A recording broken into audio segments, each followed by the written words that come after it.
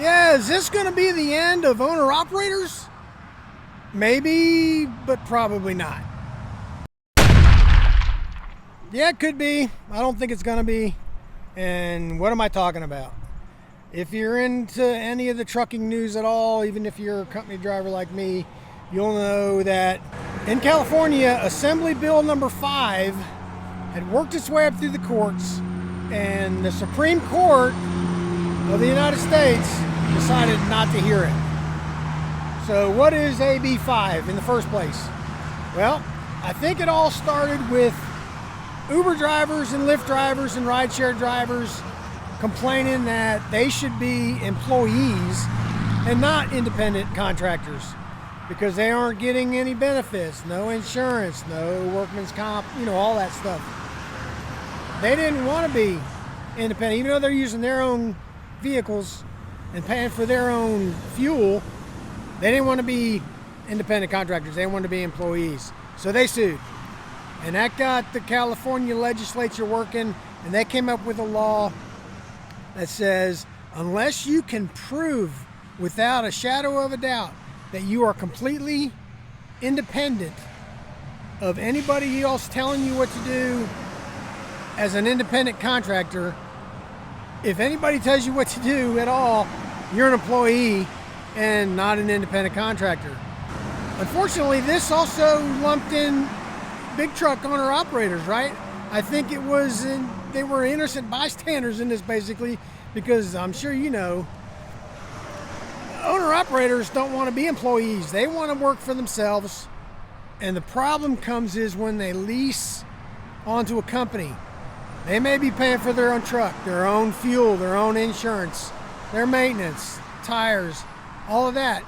But a lot of owner operators that do not have their own authority are leased on to companies, and the companies find their loads and tell them where to go and how to get there and when to get there.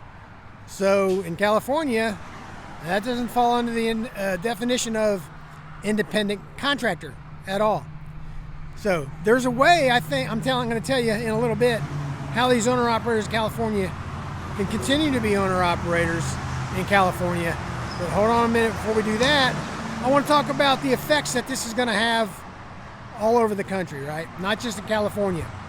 Now, I have seen videos all over the place today and yesterday of these owner operators in California, mostly drivers that go in and out of the ports, doing a slow roll protest up and down the interstates in California, trying to get the attention of the public, trying to get the attention of the California legislature to probably change some things up. Will it work? I don't know. Does that stuff work anymore? Protests, demonstrations? I don't know. But they felt they had to go out there and make their voices heard, right? We got that. We also have the slowdown at the ports in California and other places that depend on owner operators coming in and getting their loads and taking them to wherever they're going, right? The ports are going to slow down. It's going to be even more backed up than it was when it all hit the fan last year, with the ports being backed up and the supply chain going to crap, right? That's just going to get worse. And that's going to ripple effect all the way across the United States. It's going to affect me as a consumer more than it is as a driver. It doesn't affect me as a driver because I'm not an owner operator, independent contractor. I'm a company driver, so I am an employee. But as a consumer, it's going to affect me. Now, I think this is going to be an opportunity, unfortunately, for mega carriers and even LTL carriers to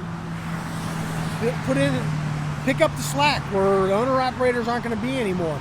These mega carrier companies can come into the ports through power only, pull that freight in and out of the ports all day long. They just have to add a bunch of drivers, add a bunch of trucks, and have that operation going. I know LTL companies already, some of them have rail drivers.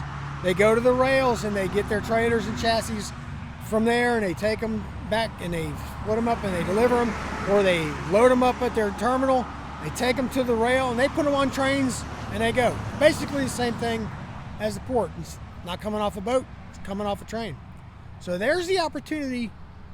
I think that's there for these big companies to pick up the slack if SCOTUS doesn't eventually hear this. I think that's where the opportunity is going to lie for them. Now, owner-operators in California, there is a way for you to stay an owner-operator. But what you're going to have to do is get your own authority if you don't have it already. If you already have it, you're going to have to start using it. Get your own authority, book your own loads, direct customers, brokers I guess will still be okay because you're still the company and taking the loads and telling yourself, you're the company, you're also the employee, you can do what you want. But I'm sure it's easier said than done to get your own authority and start operating that way. But if you truly want to be an owner-operator, independent contractor, that's what you're going to have to do in California, I believe. That's what's going to have to take place in order for you to stay an owner-operator. Otherwise, you're going to have to sell that truck and get on with the mega carrier. I know you don't want to hear that. So tell me what you think down in the comments. How do you see this affecting you? You're out in California. Tell me what it's like right now, because this just happened within the last week or so things are ramping up with this law going into effect. Tell me how's it going in California. Tell me how you think it's going to affect everybody across the country. Comment down below on all this stuff. Stick around, watch some more videos of mine. If you have subscribed to the channel already, I really appreciate it. If you haven't, click that little button right there and subscribe to the channel. We'll see you later.